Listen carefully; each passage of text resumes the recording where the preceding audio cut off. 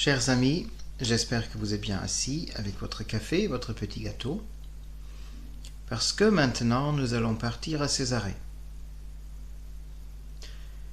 Paul est donc bien arrivé à Césarée, chez le gouverneur Félix. Cet homme, qui n'a pas la réputation d'être particulièrement attentif aux demandes des chefs du temple, lui a attribué logement dans son palais, avec toutefois l'interdiction de quitter le domaine. Quelqu'un aurait dit confiné? C'est ainsi que se passent 5 jours.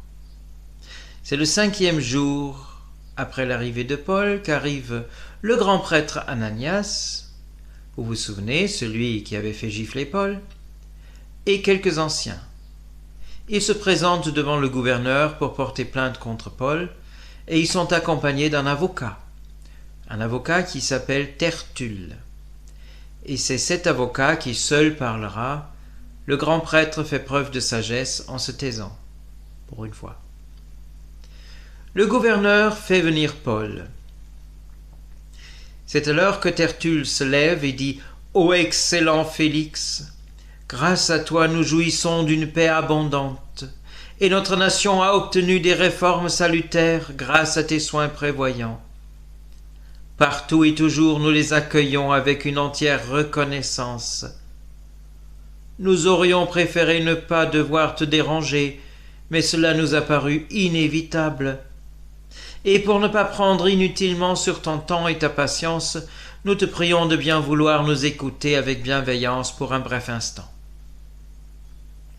Nous avons dû découvrir que cet homme-là est une peste. Il provoque des révoltes parmi tous les Juifs du monde. C'est un chef de la secte des Nazaréens, et il a tenté de profaner le temple. Nous l'avons arrêté dans l'intention de le juger selon notre loi, mais le commandant Lysias est arrivé. Il a arraché cet homme de nos mains avec une grande violence, et il a donné l'ordre que cet homme ne pourra être accusé que devant toi. C'est pourquoi nous sommes ici et que nous devons te déranger. Et nous te prions de bien vouloir interroger cet homme, afin que tu puisses reconnaître le bien fondé de nos accusations que nous portons contre lui. »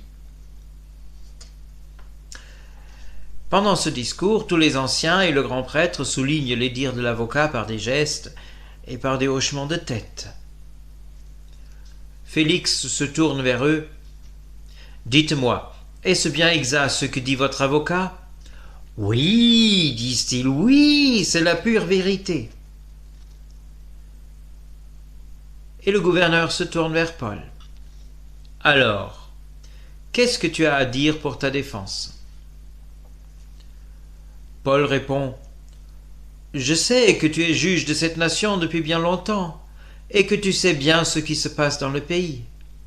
Je te réponds donc en pleine confiance, et tu pourras vérifier chaque mot que je vais dire. Je suis arrivé à Jérusalem il y a seulement 12 jours, et j'y suis venu pour adorer Dieu. C'est d'ailleurs ce que j'ai fait. À aucun moment, à aucun endroit, je n'ai discuté avec des gens.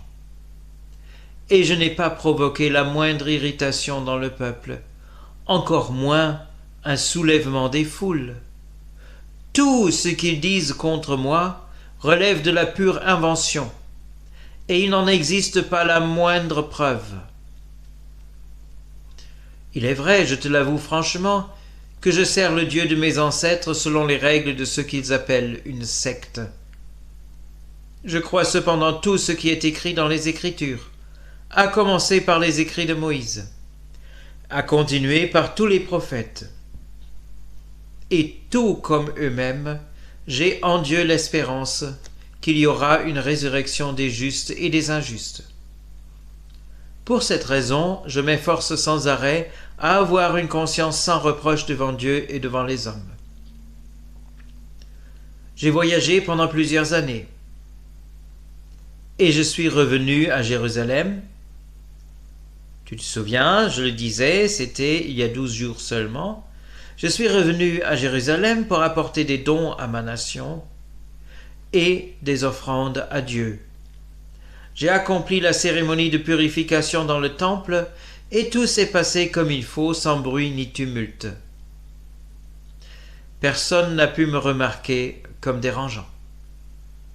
Mais c'est à ce moment-là que sont arrivés quelques Juifs d'Asie. Ils m'ont vu dans le temple. C'est eux qui ont suscité un tollé. C'est eux qui auraient dû se présenter devant toi pour s'expliquer et pour m'accuser.